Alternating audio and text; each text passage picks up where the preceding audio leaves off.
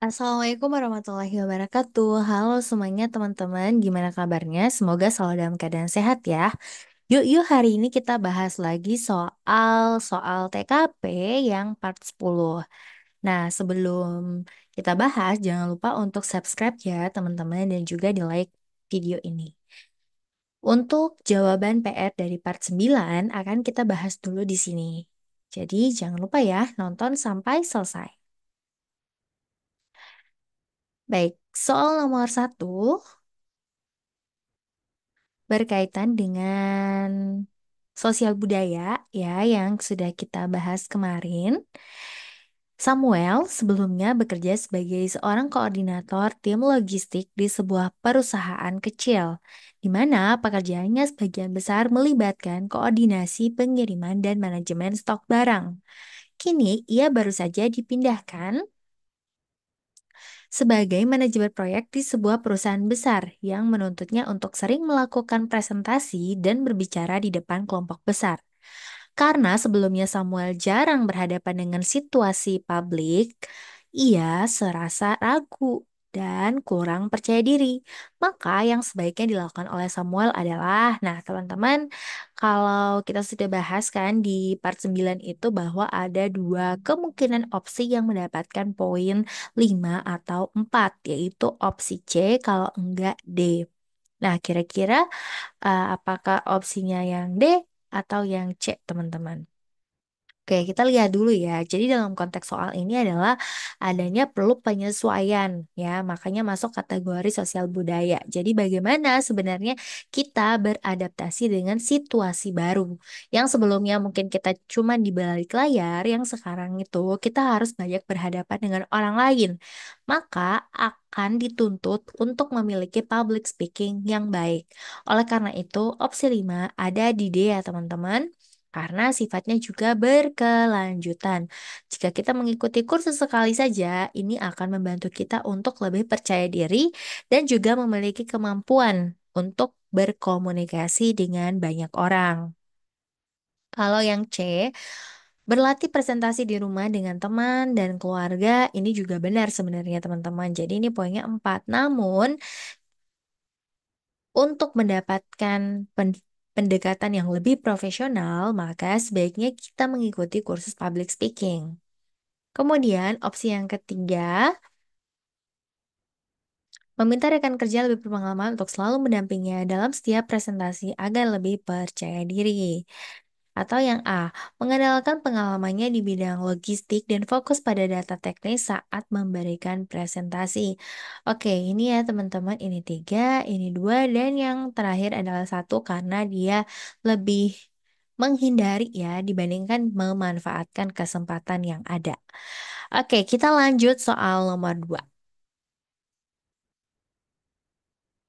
Nah, soal nomor 2 juga sudah dibahas di part 9 sebenarnya. Cuman kita bahas sebenarnya jawaban yang poinnya 5, 4, 3, 2, 1 yang mana saja. Wiwin merupakan salah satu mahasiswa yang sangat aktif berpartisipasi baik dalam memberikan pertanyaan kepada dosen atau selalu ditunjuk sebagai koordinator kelas.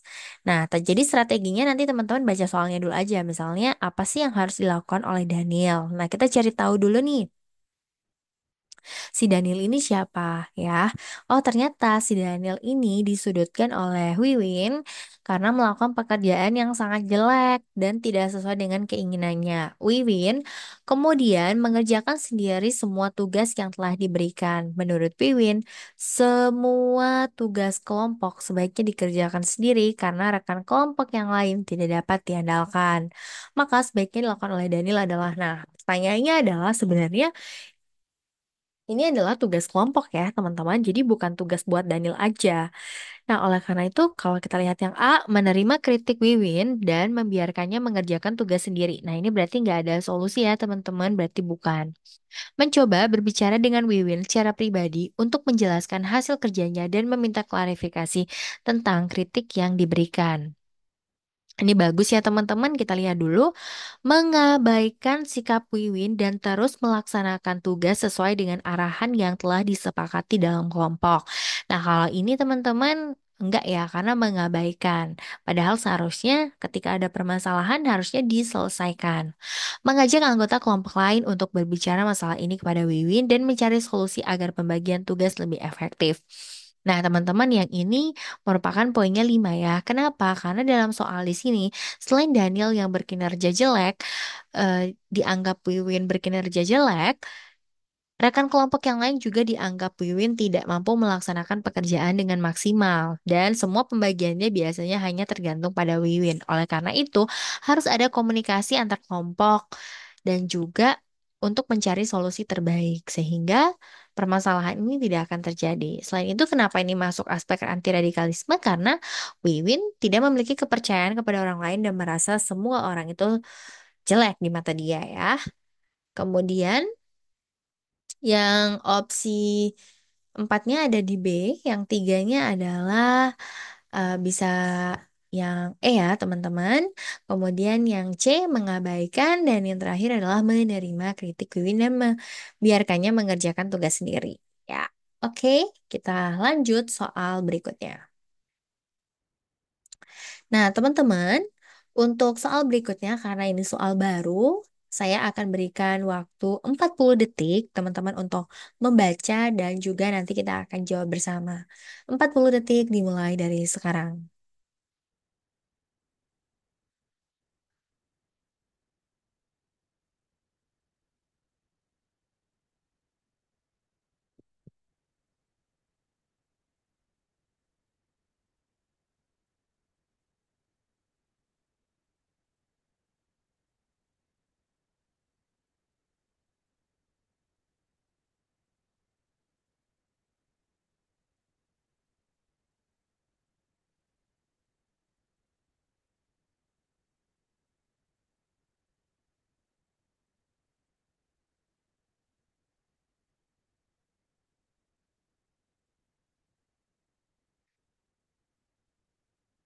Soal berikutnya berkaitan dengan jejaring kerja. Indah baru saja menerima kritik keras dari tim penilai atas hasil presentasinya yang dianggap kurang memadai. Banyak data yang tidak akurat dan grafik yang tidak relevan, sehingga tim penilai merasa kecewa. Setelah sesi tersebut, terlihat Indah sangat terpukul dan tampak sedih di ruang kerja. Sikap yang akan diambil oleh Vira sebagai rekan kerja Indah adalah oke, nah teman-teman gimana kalau misalnya teman-teman itu melihat rekan kerja kita tuh sedang bersedih karena bersedihnya dianggap kerjanya kurang profesional. Nah, yang terlihat yang A, menunggu sampai Indah tenang, kemudian memberikan motivasi agar Indah tetap semangat untuk perbaikan ke depannya. Bagus ya teman-teman. Artinya kita sebagai teman harus bisa responsif untuk memberikan motivasi agar teman kita itu tetap semangat. Terlihat yang B, menyemangati Indah dan menawarkan bantuan untuk memperbaiki presentasi tersebut agar bisa dipresentasikan kembali dengan lebih baik. Nah, teman-teman, kalau yang ini selain menyemangati, kita juga memberikan solusi atau memberikan bantuan, sehingga ini bisa dianggap jawaban yang terbaik. Kita lihat dulu opsi berikutnya, mengabaikan kejadian tersebut karena menurutnya kritik seperti itu adalah bagian dari proses belajar dan bekerja. Tapi kita tidak boleh mengabaikan ya teman-teman, walaupun kita menganggap bahwa kritik adalah bagian dari proses belajar. D. Menghubungi tim penilai dan meminta agar diberi waktu tambahan agar ia bisa membantu Indah memperbaiki presentasinya. Kalau ini terlihat kesannya si Indah itu tidak profesional juga ya teman-teman, karena harus membutuhkan orang lain. Dan yang menghubungi itu kan kita sebagai temannya. Nah, ini terkesan kita sangat ikut campur gitu ya terhadap urusan Indah. Yang E, menyampaikan permohonan maaf kepada tim penilai atas kesalahan yang terjadi dan meminta kesempatan kedua untuk memperbaiki presentasinya. Nah, ini enggak juga ya teman-teman. Jadi opsi 5 atau 4-nya itu antara A atau B. Nah, B yang terbaik, maka yang 4 itu ada di A. Oke, seperti itu ya teman-teman. Untuk soal berkaitan dengan jejaring kerja, selanjutnya soal nomor 4.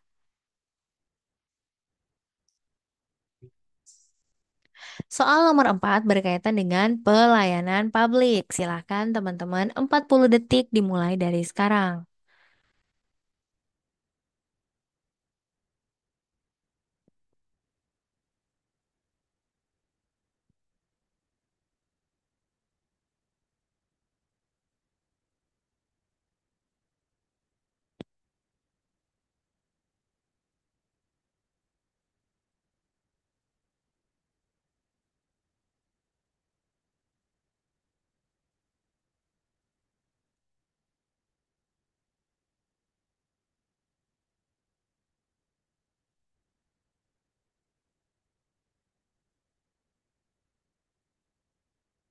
Yang berikutnya berkaitan dengan pelayanan publik. Anda merupakan salah satu pegawai yang ditunjuk untuk mengikuti event pameran inovasi pelayanan dari berbagai dinas. Namun, Anda menyadari bahwa Anda belum terlalu menguasai jenis inovasi layanan yang akan ditampilkan. Maka Anda akan, oh iya teman-teman, maaf banget ya, ini jawabannya sudah ditampilkan, tapi kita coba untuk menjelaskan. Yang A, mempelajari melalui brosur tentang inovasi yang akan dijelaskan kepada pengunjung. Enggak ya, teman-teman? Karena kita sekedar belajar dari brosur aja bagus juga, tapi karena kita belum menguasai, jadi kita harus belajar dari ahlinya. Yang B, menghubungi tim pengembang inovasi layanan untuk mendapatkan informasi lebih rinci dan melakukan simulasi cara kerja inovasi tersebut. Nah, ini merupakan bentuk untuk memberikan pelayanan terbaik. Ketika event nanti banyak yang bertanya, kita bisa jawab karena kita sudah mengetahui secara rinci mengenai inovasi layanan tersebut dan kita sudah simulasi untuk cara kerjanya. Jadi ini poin 5 ya teman-teman. Kita lihat kalau poin yang E itu adalah poinnya 4. Kenapa? Membuat materi presentasi yang menekankan kemudahan akses dan efektivitas pelayanan untuk meningkatkan pemahaman dan keterampilan komunikasi Anda di pameran. Ini bagus juga teman-teman. Artinya kita sudah menyiapkan presentasi sehingga nanti kalau ada yang bertanya kita bisa menjelaskan dengan lebih mudah. Tapi untuk kita belajar dengan ahlinya jauh lebih tinggi ya poinnya teman-teman. Kemudian poin 3 ada di D. Meminta rekan kerja yang lebih memahami inovasi tersebut untuk membuat penjelasan singkat mengenai inovasi yang akan dipamerkan. Ini poinnya 3, kemudian yang 2 itu adalah yang A, mempelajari melalui brosur, dan yang terakhir itu adalah meminta pimpinan untuk tidak hanya menunjuk Anda, namun menunjuk rekan lain yang lebih paham. Nah, ini kesannya kita tidak profesional. Jadi, sebaiknya kalau kita yang ditunjuk, kita harus cari cara gimana caranya agar kita bisa tampil dengan maksimal. Baik, soal berikutnya berkaitan dengan profesionalisme. Silahkan teman-teman 40 detik dimulai dari sekarang.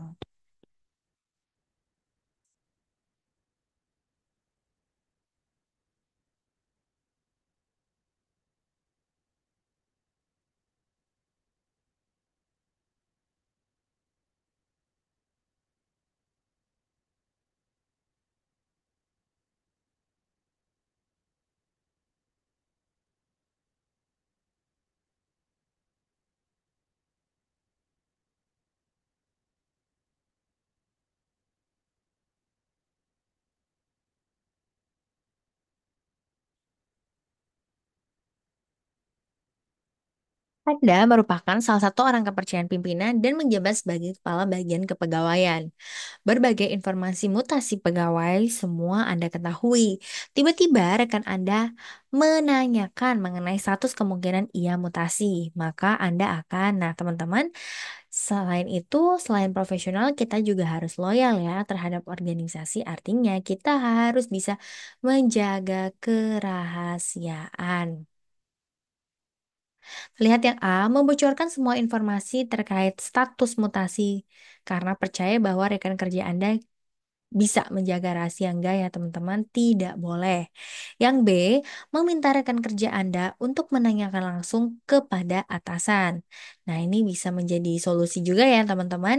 C, segera mengalihkan dengan topik lain. Benar juga teman-teman ya, tapi setidaknya kita harus memberikan suatu pembelajaran kepada teman kita bahwa pentingnya untuk menjaga kerahasiaan. Jadi jawaban yang nomor 5 atau poin 5 itu ada di D, yaitu menjelaskan bahwa informasi tersebut rahasia dan Anda tidak bisa memberikan keterangan lebih lanjut, tetapi mengarahkan rekan kerja untuk menunggu pengumuman resmi dari pimpinan. Jadi jawaban limanya ada di D ya teman-teman. Menegaskan tentang pentingnya etika dalam bekerja dengan tidak bertanya sesuatu yang sensitif terkait kepegawaian. Nah, ini benar juga ya teman-teman. Tapi sebaiknya kita memberitahukan dengan sopan ya. Baik, selanjutnya soal terakhir. Soal terakhir ini tentang teknologi informasi dan komunikasi. Silakan teman-teman bisa menuliskan jawabannya di kolom komentar. Ini termasuk soal yang hot. Anda ditugaskan untuk membuat rancangan anggaran kantor dalam 1 tahun ke depan. Anda diminta agar menyusun rancangan anggaran yang disertai dengan rencana output yang jelas. Maka yang akan Anda lakukan adalah A. Menggunakan aplikasi spreadsheet untuk menyusun anggaran berdasarkan data tahun sebelumnya. B. Membuat anggaran dengan bantuan software pengelolaan keuangan, tetapi hanya fokus pada kebutuhan operasional rutin tanpa mempertimbangkan rencana output dari tiap pengeluaran. C. Menggunakan software pengelolaan keuangan untuk menganalisis kebutuhan kantor, menyusun anggaran secara rinci, dan menghubungkan setiap alokasi dengan output yang terukur. D. Membuat rencana anggaran yang rinci sesuai dengan kebutuhan kantor. Namun terkait output tidak perlu direncanakan karena disesuaikan dengan pelaksanaan kegiatan. E. Mengandalkan template anggaran dari aplikasi keuangan karena biasanya kebutuhan anggaran tahun lalu dengan yang akan datang hampir sama. Nah, teman-teman, silakan kaitkan dengan penggunaan TIK dan juga upaya untuk memaksimalkan kinerja karena petunjuk soalnya adalah harus menyusun rancangan anggaran kantor dalam 1 tahun ke depan. Maka apa yang akan Anda lakukan nih teman-teman? Silakan untuk ditulis di kolom komentar. Terima kasih semuanya yang udah nonton video ini. Buat kalian yang nyari tips-tips SKB dosen juga, kedepannya akan dibahas di video YouTube ini. So, jangan lupa subscribe. Terima kasih semuanya. Selamat berhari Minggu. Bye-bye. Assalamualaikum warahmatullahi wabarakatuh. Terima kasih.